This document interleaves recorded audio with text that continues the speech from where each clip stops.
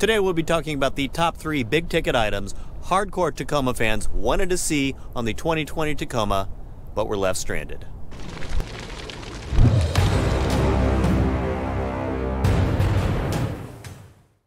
Now when I say hardcore Tacoma fans, I'm not talking about Bob, who wanted to get a truck just because trucks are cool, who likes to get plywood on the weekend, not that type of guy. I'm talking about the kind of guy who likes to go off-roading, who likes souping up his truck. Some of these hardcore Tacoma fans even wrap their vehicles in hideously bright colors.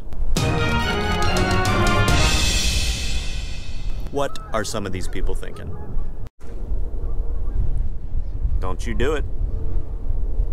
Welcome back to the Tacomaholic channel, everybody. If this is your first visit, go ahead and subscribe if you love everything Tacoma related. So before we get into the 3 big ticket items I will be discussing, let's be clear about one thing. The 2020 Tacoma, it's not a new gen Tacoma, it's just a refresh, meaning none of these things really had a place going in on a mid-production line of a gen for the Tacoma, but that doesn't stop us from wanting them, so just be clear on that. The 4th gen Tacoma may have one, if not all of these.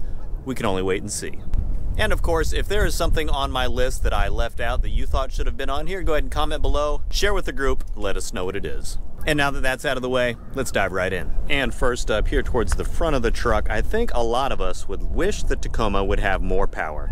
Whether that's in the form of a V8, like say maybe the Tundra V8 swap, the return of the TRD supercharger, or even the dreaded turbo diesel that I keep hearing mentioned all the time. Regarding the turbo diesel, Toyota does have that they run in the Hilux, which is of course overseas, not available in North America, so they've got one they could port in. I'm not sure why they're not, but it's been so long that even though we've been asking for it forever, I don't really think the turbo diesel is coming anytime soon, if at all. The TRD supercharger does certainly seem like the easiest option. There was a run for that for the 4-liter 2nd gen V6 for quite a while.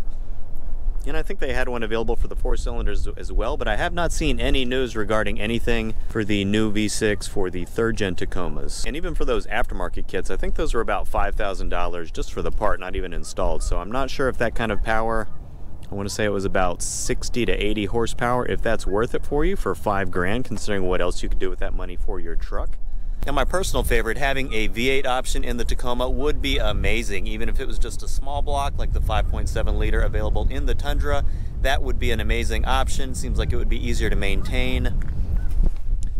Not sure if it would actually fit under the hood of the Tacoma, but of course that's something they get to the drawing board and make it work. Out of those 3 power adding options, let me know which one is your favorite and you would most like to see first. The next big ticket item I'm going to mention is the addition of a front locker option. Of course, the TRD Off-Roads and Pros do have the rear locker, which is great. That's been around forever. But sometimes that's not enough. It does help you get out of a ton of nasty situations, but having the front locker would just make that even better.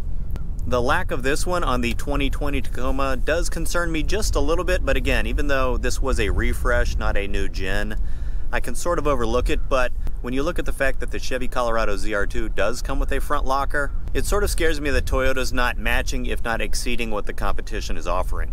I know a lot of the features on the 2020 refresh, that's the direction they're going in to keep everything nice and competitive with the headlights, the Apple CarPlay, the power seats, all that stuff.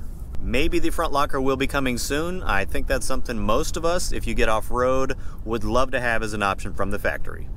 You can, of course, always add air lockers to the front or the rear if you don't have that, but they are certainly more expensive than the electronic lockers offered from Toyota from the factory. And for the last big ticket item, this is probably the smallest ticket out of the 3 things I'm going to mention, and that is the addition of rear disc brakes. Toyota has stuck with rear drum brakes on their trucks for the longest time, at least for the Tacoma. I think the Tundra does have the disc brakes in the back. Correct me if I'm wrong. Again, just with the competition, several of the models for the Colorado do have 4-wheel disc brakes. I think the Rangers do too. I'm not certain on that one. But for whatever reason, Toyota has stuck with the rear drum brakes on their Tacoma lineup. I have heard from some people that drum brakes are actually better if you do go off-roading a lot. Better at keeping dirt out and all that, but again, Toyota's not the type of company to cater to the higher end performance, whether it's racing or off-roading in this case. They like to sell vehicles to the masses, and as much as it hurts me to say it, most of the people buying a Tacoma don't get off-road, don't get crazy with all their driving like that in the dirt and the rocks and the mud. and all that stuff where actually having the drum brakes and keeping it clean would even matter. For whatever reason, Toyota has decided to stick with the good old archaic drum brakes in the rear. Mine are nice and rusted, need to get them cleaned up soon. That might be a video for the future.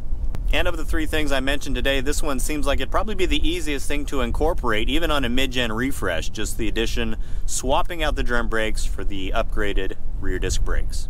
Okay, everybody, go ahead and comment below. Let me know what you think of my short list of big upgrades it seems like most of us want for our Tacomas. Personally, I would take a V8, a front locker, and the rear disc brakes right now if it was available.